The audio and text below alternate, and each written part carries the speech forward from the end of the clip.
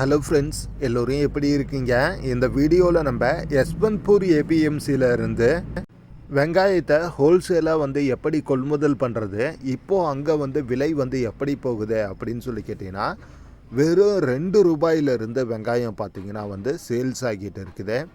ஏபிஎம்சியில் என்ன ரேட்டுக்கு வெங்காயம் சேல்ஸ் ஆகுதோ அதே ரேட்டுக்கு பார்த்திங்கன்னா நமக்கு அங்கே இருக்கக்கூடிய ஒரு ஹோல்சேலர்ஸ் சப்ளை பண்ண தயாராக இருக்கிறாங்க.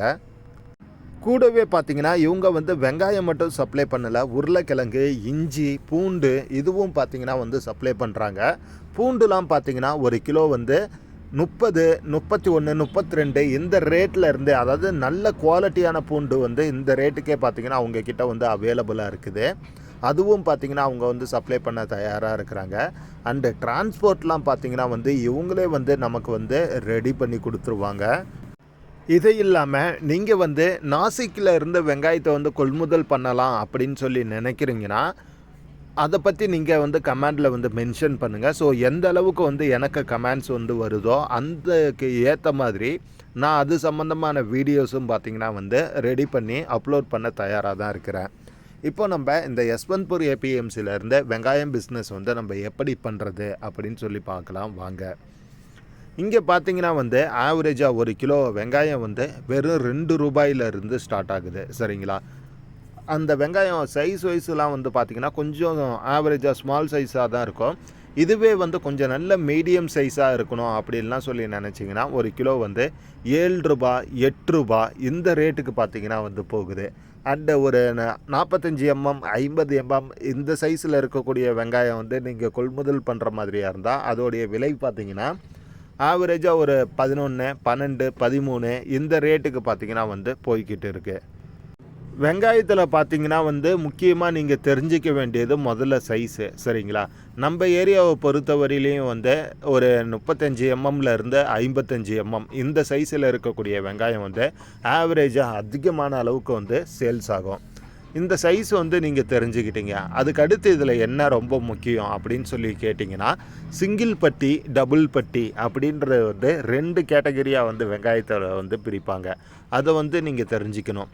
சிங்கிள் பட்டினா என்ன அப்படின்னு சொல்லி கேட்டிங்கன்னா, அதாவது அந்த தோல் இருக்குது இல்லையா, அது ஒரு லேயர் மட்டும் இருந்ததுன்னா சிங்கிள் பட்டி அப்படின்னு சொல்லுவாங்க. அந்த ரோஸ் கலரில் தோல் இருக்கு இல்லையா, அது உரிச்சதும் வெங்காயம் வந்துருச்சுன்னா அது சிங்கிள் பட்டி. சரிங்களா? அதுவே டபுள் பட்டிங்கிறது மேலே 2 லேயர் இருக்கும். அந்த மாதிரி 2 லேயர் இருந்தால் அது டபுள் பட்டி அப்படின்னு சொல்லுவாங்க. அந்த டபுள் பட்டி வெங்காயத்தெல்லாம் பார்த்திங்கன்னா ஸ்டாக் மெயின்டைன் பண்ணணும் அப்படின்னு சொல்லி நினைக்கிறாங்க இல்லையா, அதாவது அந்த வெங்காயத்தோடைய சீசன் பெருசாக ட்ராப் ஆனதுக்கப்புறமா அந்த மழை சீசன் ஸ்டார்ட் ஆகும். அந்த டைமில் பார்த்திங்கன்னா வெங்காயத்துக்கான டிமாண்டு அதிகமாகிடும். அப்போ பார்த்திங்கன்னா மார்க்கெட்டுக்கு கொண்டு வரப்போ அதோடைய விலை ரொம்பவும் அதிகமாகிடும். அதனால தான் அந்த டபுள் பட்டி இருக்கக்கூடியது தான் பார்த்திங்கன்னா அதிகமான அளவுக்கு வாங்கி ஸ்டாக் மெயின்டைன் பண்ணுவாங்க. ஏன்னா நம்ம ஒரு எக்ஸாம்பிள் ஒரு மாதம் 2 மாதம் அந்த ஸ்டோரேஜ் குடோனில் வைக்கிறப்ப பார்த்திங்கன்னா அந்த தோல் ஒரு லேயர் மட்டும்தான் போயிடும். சரிங்களா? அது இன்னொரு லேயர் இருக்கும். அப்படின்றப்ப அந்த வெங்காயத்தோடைய குவாலிட்டி நல்லாயிருக்கும். அது பார்த்திங்கன்னா மார்க்கெட்டில் அதிகமான விலைக்கு சேல்ஸ் ஆகும். அதுதான் சிங்கிள் பட்டிக்கும் டபுள் பட்டிக்கும் உள்ள வித்தியாசம். அந்த சிங்கிள் பட்டி இருக்கக்கூடியதை பார்த்திங்கன்னா யாரும் மேக்ஸிமம் ஸ்டோர் பண்ண மாட்டாங்க. இதுதான் சிங்கிள் பட்டிக்கும் டபுள் பட்டிக்கும் உள்ள வித்தியாசம். இதை முதல்ல நீங்கள் தெரிஞ்சுக்கிங்க. அடுத்து இப்போ நம்ம ஏரியாவில் எந்த சைஸில் சேல்ஸ் ஆகும் வெங்காயம், அந்த சிங்கிள் பட்டினா என்ன, டபுள் பட்டினா என்ன அப்படின்றத இப்போ உங்களுக்கு அந்த கிளாரிஃபை ஆகிருக்கும். அடுத்ததாக பார்த்திங்கன்னா வெங்காயம் கொள்முதல் பண்ணணும் அப்படின்னு சொல்லி நினைக்கிறீங்கன்னா நீங்கள் தயவு செஞ்சு நேரடியாக போங்க. நேரடியாக போய் பார்த்து வாங்குங்க. அதுதான் பார்த்திங்கன்னா ரொம்பவும் நல்லது. எடுத்ததான் ஆன்லைன் மூலயமா எந்த ஒரு டிரான்சாக்ஷனும் பண்ணாதீங்க. அது நல்லதுக்கு இல்லை. நீங்கள் நேரடியாக போய் பார்த்து வாங்கிறது தான் பார்த்திங்கன்னா ரொம்பவும் பெஸ்ட்டு. ஸோ நீங்கள் அங்கே போய் பார்க்குறப்பே பார்த்திங்கன்னா உங்களுக்கு ஒரு கிளாரிஃபை கிடைச்சிரும். ஸோ இந்த வெங்காயம் நம்ம ஏரியாவில் என்ன ரேட்டுக்கு போகுது, இங்கே என்ன ரேட்டுக்கு வருது, டிரான்ஸ்போர்ட்டுக்கான செலவுகள் எவ்வளோ இருக்குது, அப்போ நமக்கு எந்த அளவுக்கு லாபம் கிடைக்கும் அப்படிங்கிறத உங்களால் அங்கேயே பார்த்திங்கன்னா கன்ஃபார்ம் பண்ணிட முடியும். அந்த மாதிரி நீங்கள் கன்ஃபார்ம் பண்ணதுக்கப்புறமா நம்ம எத்தனை டன் வந்து கொள்முதல் பண்ணிக்கிட்டு வரலாம் அண்டு நம்மளால் வந்து எந்த அளவுக்கு சேல்ஸ் பண்ண முடியும் அப்படிங்கிறத வந்து நீங்கள் ஃபிக்ஸ் பண்ணிக்கிட்டு அதுக்கேற்ற மாதிரி அந்த வெங்காயத்தை வந்து கொள்முதல் பண்ணுங்கள். நீங்கள் வந்து ஸ்டாக் மெயின்டைன் பண்ண போகிறீங்களா அல்லது கொண்டு வந்து உடனே வந்து சேல்ஸ் பண்ண போகிறீங்களா அப்படின்றத தெளிவாக தெரிஞ்சுக்கணும். அது நீங்கள் தெரிஞ்சுக்கிட்டு அதுக்கு ஏற்ற மாதிரி வெங்காயத்தை கொள்முதல் பண்ணிக்கிட்டு வந்து இங்கே நீங்கள் சேல்ஸ் பண்ணவோ அல்லது ஸ்டோரேஜ் பண்ணவோ ஸ்டார்ட் பண்ணிக்கலாம். இப்போது வந்து நம்ம ஏரியாவில் வந்து மார்க்கெட்டிங் பண்ணுற மாதிரியாக இருந்தால் எப்படி பண்ணுறது அப்படின்னு சொல்லி கேட்டிங்கன்னா, என்ன தான் இந்த வெங்காயம் பிஸ்னஸில் வந்து போட்டிகள் அப்படின்றது வந்து இருந்தாலும் தேவைகள் பார்த்திங்கன்னா அதிகமாகவே இருக்குது. அதனால் நம்மளால் இந்த தொழிலில் பார்த்திங்கன்னா வந்து ஈஸியாக சர்வே பண்ண முடியும். அது எப்படி அப்படின்னு சொல்லி கேட்டிங்கன்னா, ஒவ்வொரு டிஸ்ட்ரிக்ட்லேயும் வெஜிடபிள் ஹோல்சேல் மார்க்கெட் அப்படின்றது வந்து இருக்குது. அந்த ஏரியாவில் பார்த்திங்கன்னா நீங்கள் வந்து ஒரு கடை வந்து ஓப்பன் பண்ணி மார்க்கெட்டில் இருக்கிறவங்க சேல்ஸ் பண்ணக்கூடிய விலையை விட கிலோவுக்கு ₹1 அல்லது ₹1.50 நீங்கள் வந்து கம்மியாக கொடுத்தீங்கன்னா உங்களால் பார்த்திங்கன்னா ஈஸியாக வந்து அந்த சேல்ஸை வந்து கவர் பண்ண முடியும். அதுக்கு அடுத்து பார்த்திங்கன்னா அது மட்டும் இல்லாமல் உங்கள் ஏரியாவில் இருக்கக்கூடிய கொஞ்சம் நல்ல சிட்டி சைடில் நீங்கள் ஒரு ஹோல்சேல் கடையை வந்து ஸ்டார்ட் பண்ணி அங்கேருந்து சேல்ஸ் பண்ண ஆரம்பிக்கலாம். அந்த மாதிரியும் பண்ணுறப்ப பார்த்திங்கன்னா பெரிய அளவுக்கு வந்து லாபங்கள் வந்து கிடைக்கும். அதுக்கு அடுத்ததாக பார்த்திங்கன்னா வந்து அந்த வெஜிடபிள் மார்க்கெட்ஸு அங்கே கொண்டு போயிட்டு நீங்கள் ரெகுலராக சேல்ஸ் பண்ணுறப்பெல்லாம் பார்த்திங்கன்னா, இப்போ எக்ஸாம்பிள் அந்த ஏரியாவில் ஒரு கடை வச்சுருக்கிறவங்க கிலோவை வந்து ஒரு ₹20 சேல்ஸ் பண்ணுறாங்க அப்படின்னு வச்சுக்கோங்க. நீங்கள் வந்து அந்த வெங்காயத்தை என்ன ரேட்டுக்கு வாங்குறீங்கன்னா ஒரு கிலோவை வந்து ₹8 வாங்குவீங்க. டிரான்ஸ்போர்ட்காக ஒரு ₹5 போகுது அப்படின்னே வச்சுக்கோங்க. அப்போ ஒரு ₹13 அடக்க விலை ஆகிடுச்சு.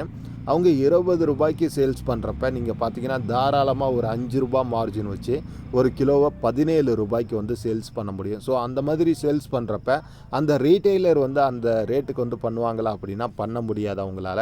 ஏன்னா அந்த ரீட்டெய்லர் வந்து ஹோல்சேல் ப்ரைஸுக்கு வந்து எவ்வளோ வாங்குவாங்கன்னா ஒரு கிலோவை ₹15 ₹16 வாங்குவாங்க.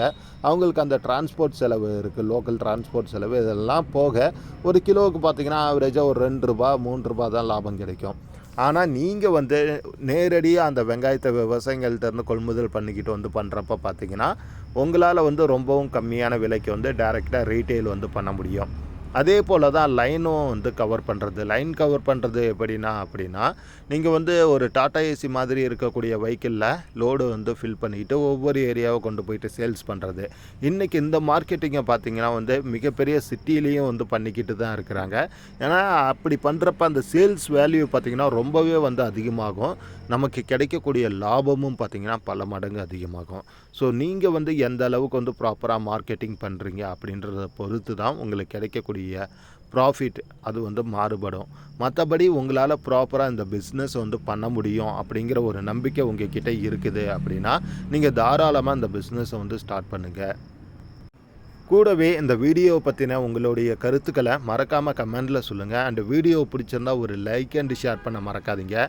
நாசிக்ல இருந்து வெங்காயத்தை கொள்முதல் பண்ணி பிஸ்னஸ் பண்ணணும்னு நினச்சிங்கன்னா அதை பற்றி நீங்கள் கமெண்டில் மென்ஷன் பண்ணுங்கள். தேங்க்யூ.